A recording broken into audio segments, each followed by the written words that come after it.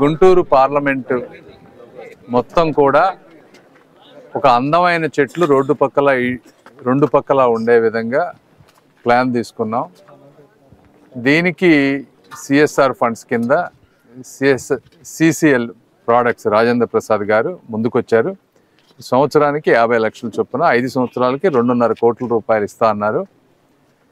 వీటిలో మెయిన్ ఏంటంటే మొక్క పెట్టామని కాకుండా 2-3 ఫీట్ మొక్క పెట్టి అవి పెరక్క లేదా చనిపోయి గ్యాప్స్ రాకుండా ఉండే విధంగా కనీసం 8 to 12 ఫీట్ మధ్య ఉండే విధంగా బాగా పెరిగిన మొక్కల్ని తీసుకురావటం ఒకటి. రెండోది దాని చుట్టూ ట్రీ గార్డ్స్, అది వాళ్ళు సిసిఎల్ వాళ్ళ బ్రాండింగ్తో చేయించుకుంటారు. ట్రీ గార్డ్స్ కూడా పెడతాము.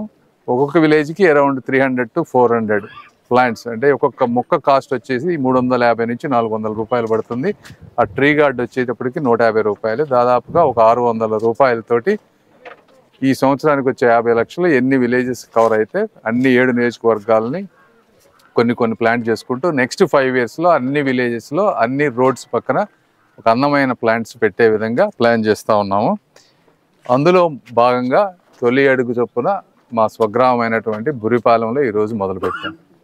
కాబట్టి దీని అందరూ ఈ ప్లాంటేషన్ మెయింటెనెన్స్ వచ్చేటప్పుడు ఒకటి మొక్కలు నాటడం, రెండోది మెయింటెనెన్స్. అది లేకపోతే ఇవన్నీ ఎంత చేసినా కూడా ఉపయోగం ఉండదు. దీన్ని మన్రేగా కింద ఎన్ఆర్జిఎస్ ఫండ్స్ తోటి ప్లాంటేషన్లో మెయింటెనెన్స్ కింద వాళ్ళు ఉండే విధంగా అధికారులతోటి సమన్వయం చేసుకొని ఈ మొక్కలన్నీ చక్కగా పెరిగే విధంగా ప్లాన్ చేస్తూ ఉన్నాం. దానికి కూడా అధికారులందరూ సహకరిస్తూ ఉన్నారు.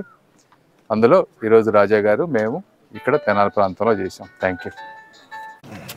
పచ్చదనం పరిశుభ్రం అనే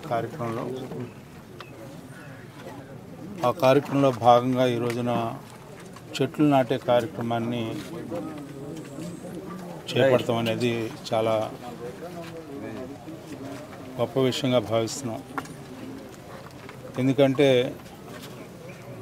సకల ప్రాణులకి లేకపోతే ఎకలాజికల్ బ్యాలెన్సెస్ అవ్వాలన్నా కూడా పచ్చదనం అనేది అవసరం అని చెప్పి ఈనాడు ప్రపంచం అంతా కూడా ఒప్పుకున్నటువంటి సత్యం.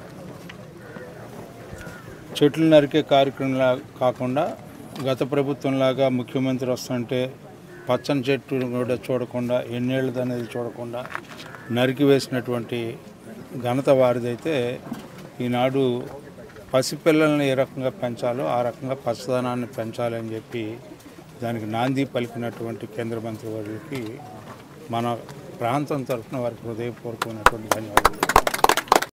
వేదికను అలంకరించిన పెద్దలు మా ఆలపాటి రాజా గారికి, మనోహర్ గారికి, నన్నపనేని రాజకుమారి గారికి, సన్మాన గ్రహీతలు దక్షిణామూర్తి గారికి, లంకా సూర్యనారాయణ గారికి, అదేవిధంగా ఈ కార్యక్రమాన్ని ఆర్గనైజ్ చేసినటువంటి నన్నపనేని వారి ఫ్యామిలీకి, వేదికన ఉన్నటువంటి తెనాలి పట్టణ పుర ప్రముఖులకు, గుంటూరు వాసి గాద వెంకటేశ్వరరావు గారికి, అందరికీ పాత్రికేయులకి ధన్యవాదాలు. ప్రజాభిమానానికి పెన్నిది, బహుముఖ ప్రజ్ఞాశాలి, విద్యావేత్త, రాజకీయవేత్త,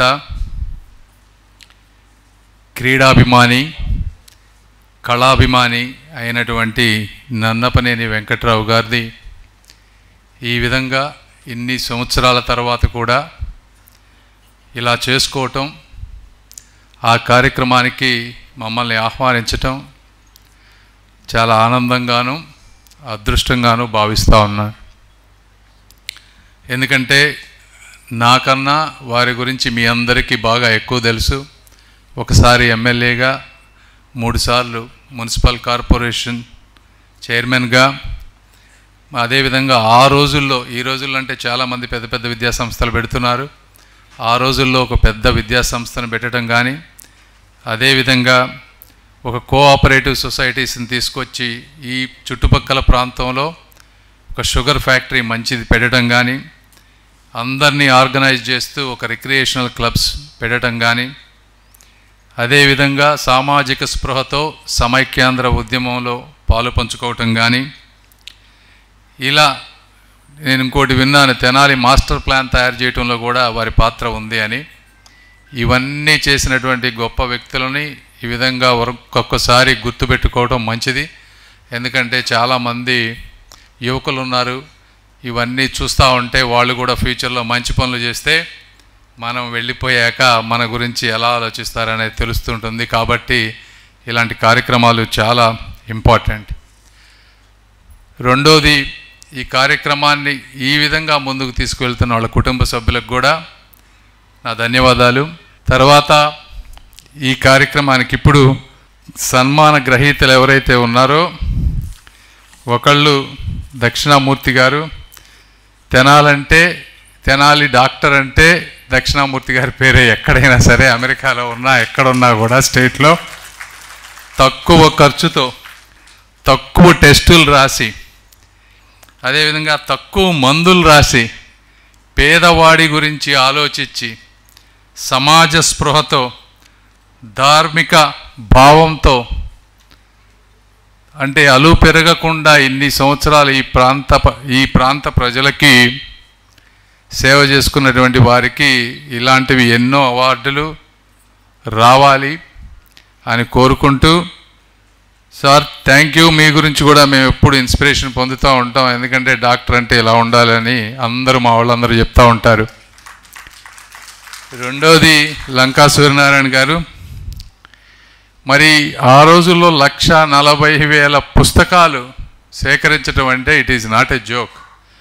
అంటే అసలు కంటిన్యూస్గా పొద్దున్నుంచి సాయంత్రం దాకా నేను ఆలోచిస్తూ ఉంటే ఎన్ని చేస్తే ఎన్ని యాడ్ అవుతాయి ఒక గ్రంథాలయంలో.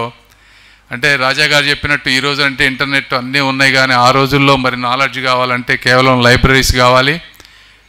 అంటే సెల్ఫ్లెస్గా సమాజానికి, నేను మొన్న ఒకళ్ళతో ఎవరితో మాట్లాడుతూ చెప్తా ఉన్నా, కత్తి కన్నా కూడా మాట కానీ చదువు కానీ చాలా పదునైనవి. అలాంటివి సమాజానికి నేర్పించటంలో కానీ అందించటంలో కానీ తోడ్పడినటువంటి మీకు మనస్ఫూర్తిగా ధన్యవాదాలు సార్.